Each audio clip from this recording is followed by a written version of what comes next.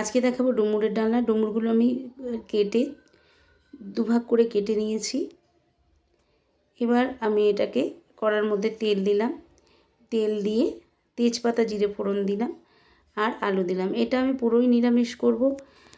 ডুমুরের ডালনা নিরামিষটাই বেশি ভালো লাগে। একদিকে আমি ডুমুরটাকে নুন হলুদ দিয়ে ভাপিয়ে নিয়েছি, ভাপিয়ে নিয়ে জলটা ছেঁকে নিয়েছি। ছেঁকে নিয়ে কড়ায় আলু দিয়েছি। আলুটা একটু লাল লাল হয়ে গেলে ডুমুরগুলো দিয়ে দেবো। ডুমুরগুলো দিয়েও আমি খুব ভালো করে ভাজা ভাজা করব। এই রেসিপিটা আমি পুরোটাই নিরামিষ করব। ডুমুর আমার নিরামিষটাই ভালো লাগে। ঘি গরম মশলা দিয়ে আদা জিরে কাঁচা লঙ্কা বাটা দিয়ে আমি এবার নাড়াচাড়া হয়ে একটু লাল লাল হয়ে গেলে, একটু ভাজা হয়ে গেলে আমি এর মধ্যে দিয়ে দেবো পরিমাণ মতো হলুদ গুঁড়ো। হলুদ গুঁড়োটা দেওয়ার পরে আমি খুব ভালোভাবে এটাকে আবার ভেজে নেব। খুব ভালোভাবে নাড়াচাড়া করে ভেজে নিলাম। এটা আমি একজন বয়স্ক দিদার দিয়ে শিখেছি রান্নাটা।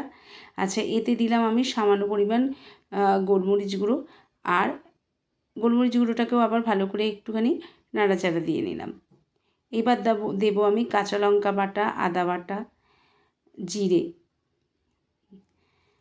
এটাকেও খুব ভালো করে নাড়াচাড়া করে নিলাম। আমি এটা কাঁচা লঙ্কা বাটা আর গোলমরিচ বাটার গুঁড়োই দিয়েছি। এবার স্বাদ মতো নুন দিলাম, দিয়ে আমি খুব ভালো করে নাড়াচাড়া করে নিলাম। আদা জিরে গোলমরিচ, আপনারা চাইলে ধনে গুঁড়ো দিতে পারেন,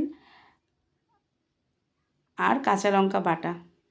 আর কোনো মশলা আমি এখানে অ্যাড করব না। এবার স্বাদ মতো নুন দিয়ে জল দিয়ে দিলাম।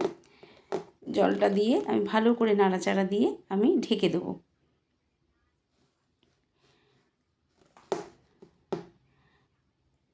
জল শুকিয়ে গেছে। এবার এতে আমি কী দেবো, গরম মশলা বাটা আর ওপর দিয়ে ঘি ছড়িয়ে দেবো। দিয়ে আমি একটু চাপা দিয়ে দেবো। ঘি দিয়ে দিলাম, গরম মশলা বাটা দিয়ে দিলাম। এবারে আমি নাড়াচাড়া দিয়ে একটু চাপা দিয়ে অল্প পরিমাণ মিষ্টি দিয়ে চাপা দিয়ে নামিয়ে দেবো। হয়ে গেল আমার কচি ডুমুরের ডালনা। একটু খুব ভালো ঘি আর গরম মশলাটাতে একটু আমাকে চাপা দিয়ে নিতে হবে। হয়ে গেছে, জলটা শুকিয়ে গেছে। এবার আমি নামিয়ে নিলাম। আপনারা চাইলে মিষ্টি দিতেও পারেন, স্কিপও করতে পারেন। Thank you.